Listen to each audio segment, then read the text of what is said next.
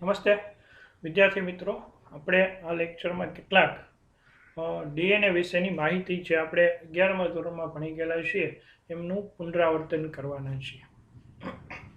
હવે ડીએનએની માહિતીની અંદર જોતા જઈએ તો ઈસવીસન 1869માં ફ્રેડરિક મિશર, જોન્સન ફ્રેડરિક મિશર દ્વારા આપવામાં. ફ્રેડરિક મિશરે કોષ કેન્દ્રમાં રહેલ નિર્બળ એસિડિક પદાર્થ, એસિડિક દ્રવ્ય ડીએનએની ઓળખ કરી. કોષ કેન્દ્રમાં રહેલ નિર્બળ એસિડિક દ્રવ્ય ડીએનએની ઓળખ સૌપ્રથમ જોન્સન ફ્રેડરિક મિશર દ્વારા થઈ અને મિશરે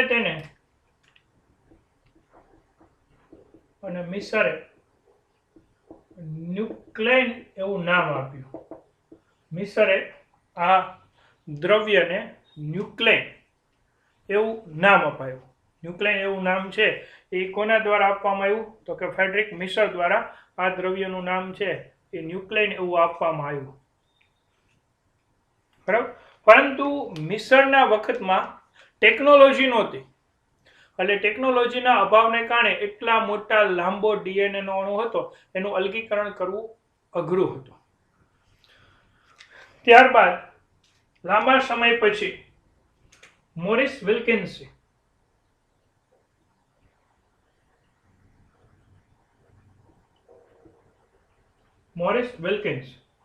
અને રોઝલિંગ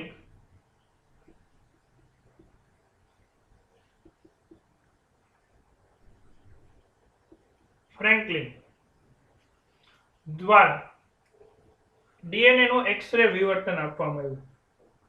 ડીએનએ એક્સરે વિવર્તન આપ્યું.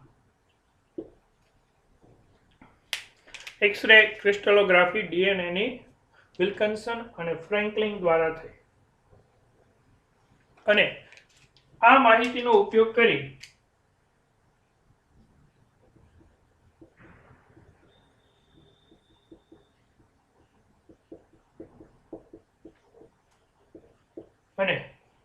આ માહિતીનો ઉપયોગ કર્યો. આ માહિતીનો ઉપયોગ કરીને એને શું કર્યું? આ માહિતીનો ઉપયોગ કરી 1953માં જેમ્સ વોટસન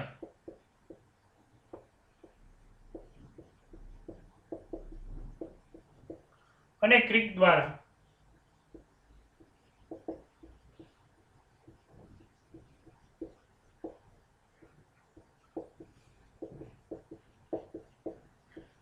ડીએનએ નું બેવડી કુંતલમય રચના ધરાવતું મોડેલ, બેવડી કુંતલમય રચના ધરાવતું મોડેલ રજૂ કર્યું. 1953માં જેમ્સ વોટસન અને ફ્રાન્સિસ ક્રિક દ્વારા ડીએનએની બેવડી કુંતલમય રચના દર્શાવતું મોડેલ રજૂ કરવામાં આવ્યું. પણ એના માટે જેમ્સ વોટસન અને ક્રિકે કઈ માહિતીનો ઉપયોગ કર્યો હતો? તો કે વિલ્કિન્સ અને રોઝલિન્ડ દ્વારા અપાયેલી એક્સરે વિવર્તન. આ ઉપરાંત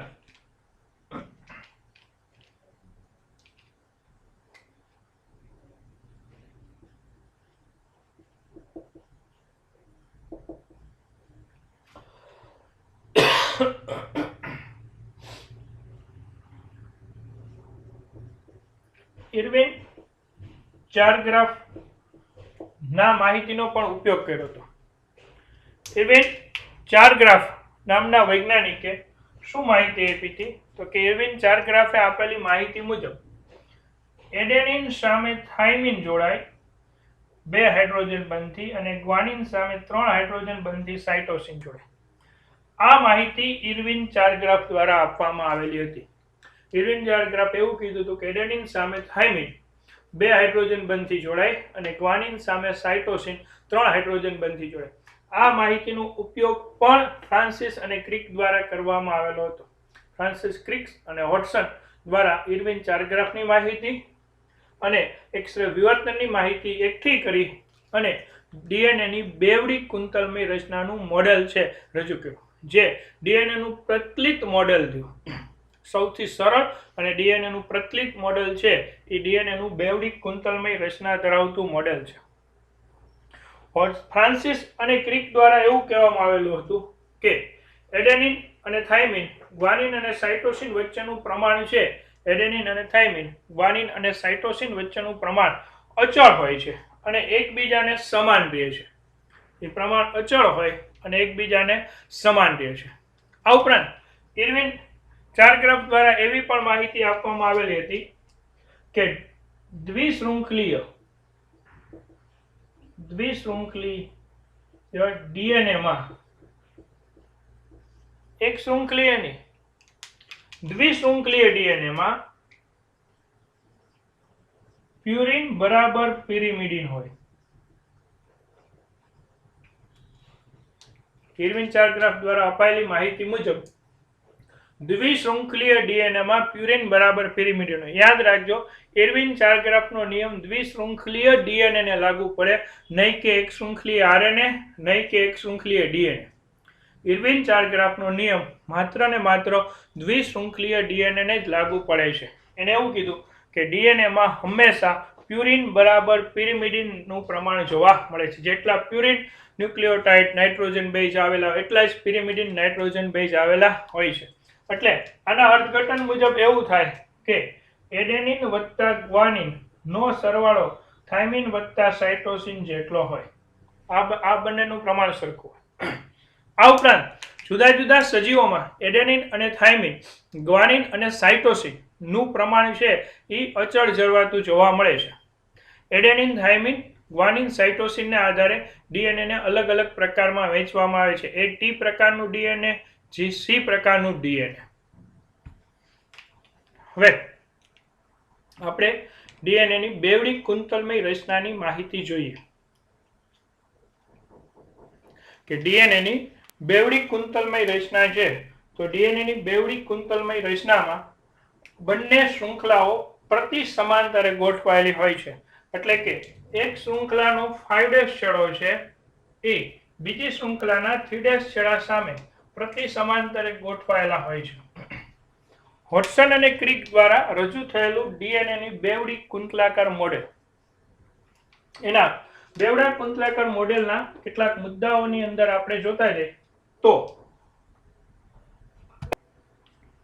કે ડીએનએ બે પોલીન્યુક્લિયોટાઇડનું બનેલું હોય છે. બે પોલીન્યુક્લિયોટાઇડનું બનેલું હોય. બંને શૃંખલા પ્રતિ સમાંતરે ગોઠવાયેલી હોય. એકબીજાને ચોક્કસ અંતરેથી અમરાતી હોય છે.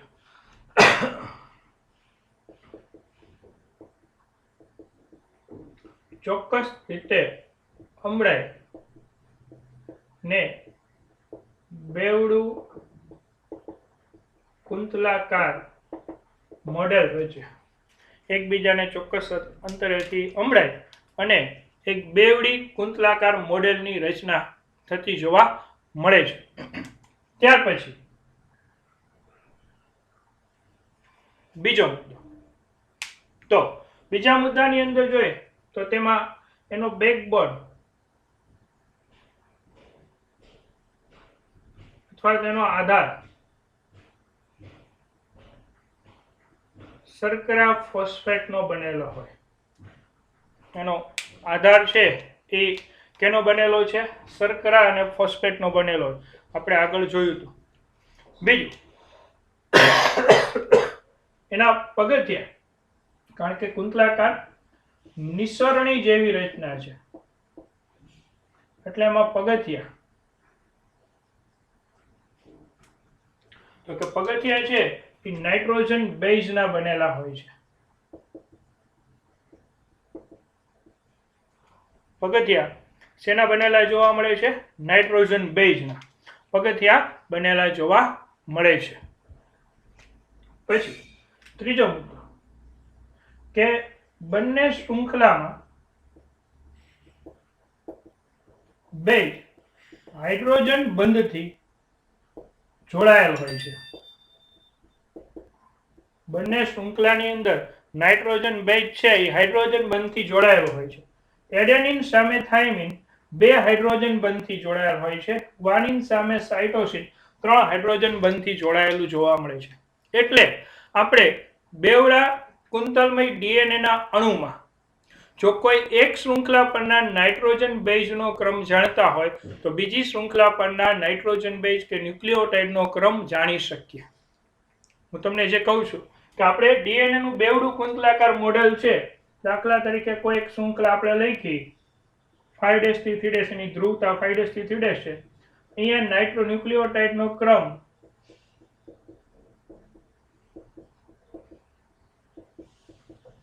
આપણે એક શૃંખલા પરના ન્યુક્લિયોટાઇડનો ક્રમ જાણતા હોય તો તેની સામેની પ્રતિ સમાંતરે રહેલી શૃંખલામાં ન્યુક્લિયોટાઇડનો ક્રમ આપણે લખી શકીએ. એડેનિન હોય તો થાઇમિન આવશે, 2 હાઇડ્રોજન બંધથી જોડાયેલ હશે.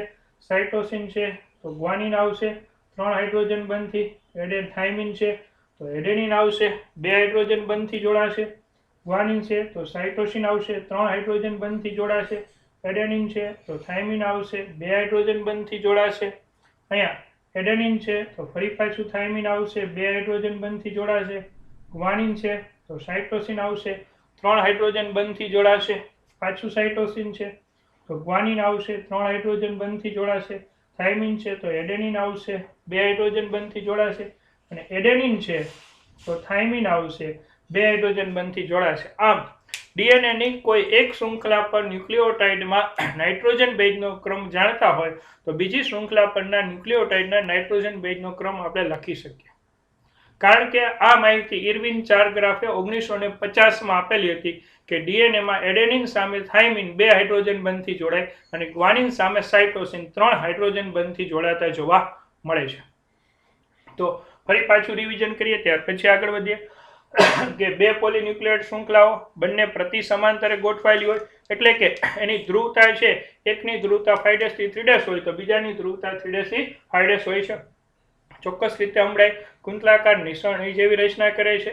એનો બેકબોન જે આધાર છે એ શર્કરા ફોસ્ફેટનો બનેલો છે. શૃંખલાના બેઝમાં હાઇડ્રોજન બંધથી જોડાયેલા હોય છે. નાઇટ્રોજન બેઝ એડેનિન અને થાઇમિન વચ્ચે 2 હાઇડ્રોજન બંધનું જોડાણ હોય. ગ્વાનિન અને સાઇટોસિન વચ્ચે 3 હાઇડ્રોજન બંધનું જોડાણ હોય અને હાઇડ્રોજન બંધને કારણે શૃંખલાનું સ્વરૂપ એમનેમ અચળ જળવાઈ રહે છે. હાઇડ્રોજન બંધને કારણે શૃંખલાનું સ્વરૂપ છે એ એમનેમ અચળ છે એ જળવાઈ રહે છે. એને કારણે બંને શૃંખલાઓ વચ્ચેનો અંતર પણ સમાન રીતે જળવાઈ રહે છે. 2 શૃંખલા વચ્ચેનું જે અંતર છે એ સરખું અંતર જળવાઈ રહે છે. એનું કારણ હાઇડ્રોજન બંધની હાજરી છે. હવે આપણે આગળ ઉપર જોઈએ કે આ શૃંખલામાં કુંતલ કઈ રીતના બને છે, કુંતલની લંબાઈ કેટલી હોય છે, એની ચર્ચામાં આગળ આપણે વધતા જઈએ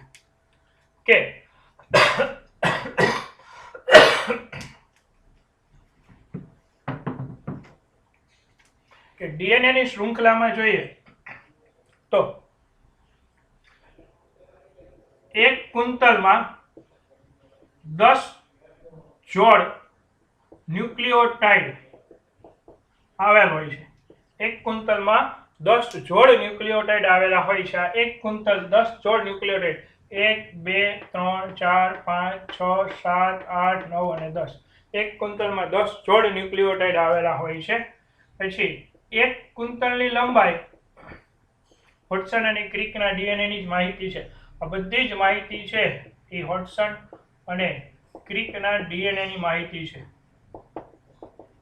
પછી એક કુંતલની લંબાઈ 34 એંગસ્ટ્રોમ હોય છે. એક કુંતલની લંબાઈ કેટલી જોવા મળે છે તો કે એક કુંતલની લંબાઈ છે એ 34 એંગસ્ટ્રોમ જેટલી જોવા મળે છે. એટલે એક કુંતલની લંબાઈ 34 એંગસ્ટ્રોમ હોય છે. ડીએનએ ના અણુનો વ્યાસ એનું ડાયામીટર ડીએનએ ના અણુનો વ્યાસ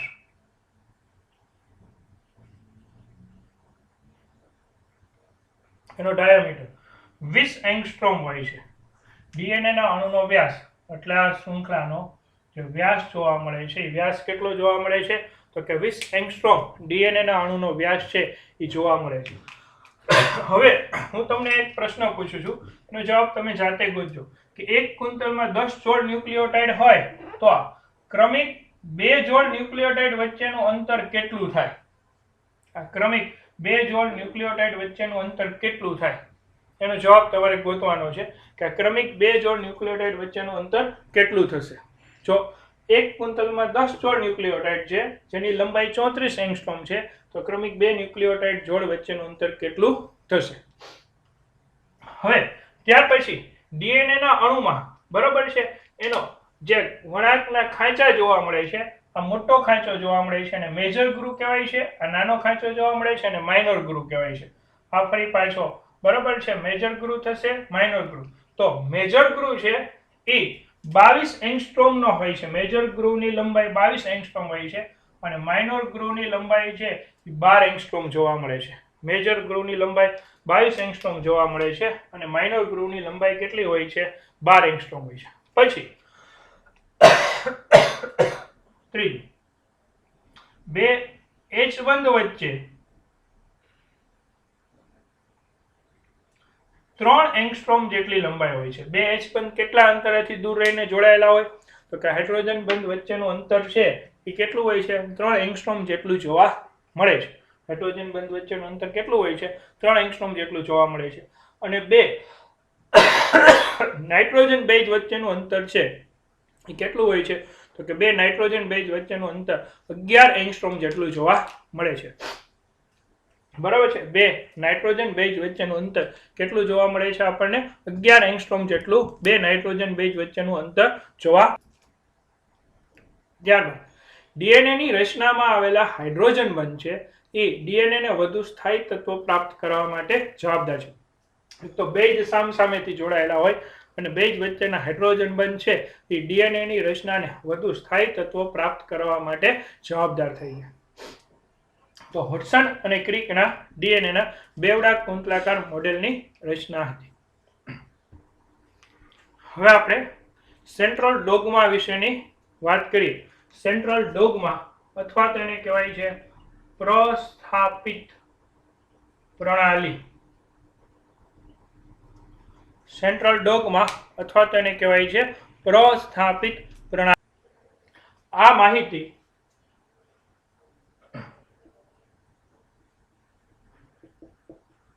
ફ્રાન્સિસ ક્રિક દ્વારા આપવામાં આવેલી હતી. સેન્ટ્રલ ડોગમાની માહિતી છે એ કોને આપેલી હતી તો કે ફ્રાન્સિસ ક્રિક દ્વારા સેન્ટ્રલ ડોગમાની માહિતી આપેલી હતી. ફ્રાન્સિસ ક્રિકે એવું કીધું કે ડીએનએ માંથી આરએનએ બનતું હોવું જોઈએ અને આરએનએ દ્વારા છે એ પ્રોટીન સંશ્લેષણની પ્રક્રિયા છે એ થતી હોવી જોઈએ. ડીએનએ માંથી એમઆરએનએ બનતું હોવું જોઈએ, એમઆરએનએ માંથી પ્રોટીન સંશ્લેષણની પ્રક્રિયા થતી હોવી જોઈએ.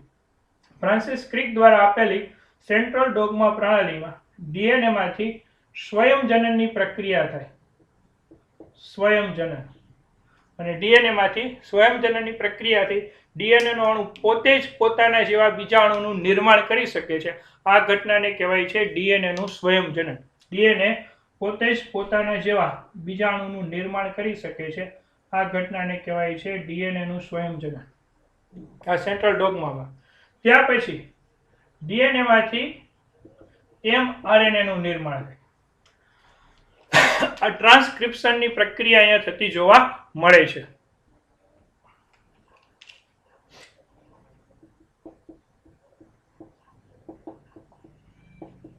ટ્રાન્સક્રિપ્શન એટલે ડીએનએ માંથી એમઆરએનએ ના નિર્માણની પ્રક્રિયા. અને ત્યારબાદ એમઆરએનએ માંથી ટ્રાન્સલેશનની પ્રક્રિયા દ્વારા પ્રોટીનનું નિર્માણ થાય છે. હવે જે સજીવોની અંદર જનીન દ્રવ્ય તરીકે ડીએનએ આવેલું હોય આવા સજીવોમાં આ પ્રકારે પ્રોટીન સંશ્લેષણ સુધીની પ્રક્રિયા થતી જોવા મળે છે. આ ઘટનાને કહેવાય છે સેન્ટ્રલ ડોગમા.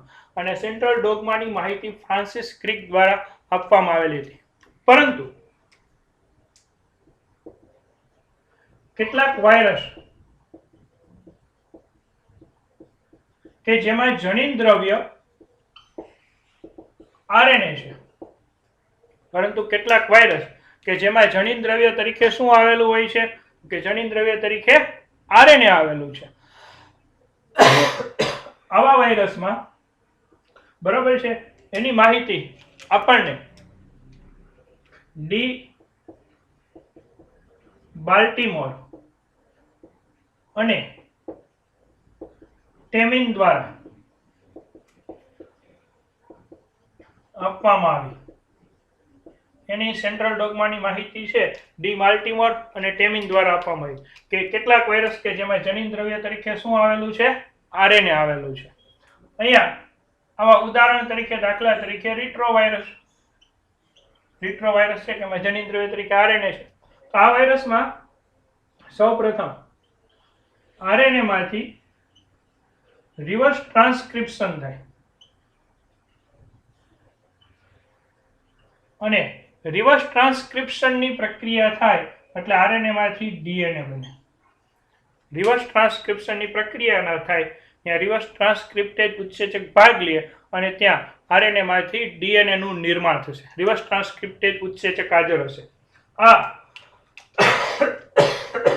ડીએનએ ત્યારબાદ ટ્રાન્સક્રિપ્શનની પ્રક્રિયા દ્વારા એમઆરએનએ બનાવશે. ડીએનએ ટ્રાન્સક્રિપ્શનની પ્રક્રિયા દ્વારા એમઆરએનએ ના અણુનું નિર્માણ કરશે અને ત્યાર પછી સેમ ટ્રાન્સલેશન ભાષાંતરની પ્રક્રિયા દ્વારા પ્રોટીન બનશે. તો આ રીતે જે વાયરસની અંદર જનીન દ્રવ્ય તરીકે આરએનએ આવેલું હોય છે એ વાયરસમાં રિવર્સ ટ્રાન્સક્રિપ્શનની પ્રક્રિયા થાય અને ત્યાં રિવર્સ ટ્રાન્સક્રિપ્ટેજ ઉત્સેચક ભાગ લેતો હોય. રિવર્સ ટ્રાન્સક્રિપ્શનની પ્રક્રિયા થાય અને ત્યાં રિવર્સ ટ્રાન્સક્રિપ્ટેજ ઉત્સેચક ભાગ લે એટલે ડીએનએ બને. ડીએનએ માંથી ટ્રાન્સક્રિપ્શનની પ્રક્રિયા થાય ત્યાં ટ્રાન્સક્રિપ્ટેજ ઉત્સેચક ભાગ લે એમઆરએનએ બને અને એમઆરએનએ માંથી બરાબર છે ટ્રાન્સલેશનની પ્રક્રિયા થાય ભાષાંતર અને પ્રોટીન નિર્માણ થતું જોવા મળે છે. તો આ ઘટનાને સેન્ટ્રલ ડોગમા તરીકે ઓળખવામાં આવે છે. હવે આપણે ડીએનએના કેટલાક ગુણધર્મ અને એના વિશેની કેટલીક માહિતી છે આપણા નેક્સ્ટ લેક્ચરની અંદર જોશું.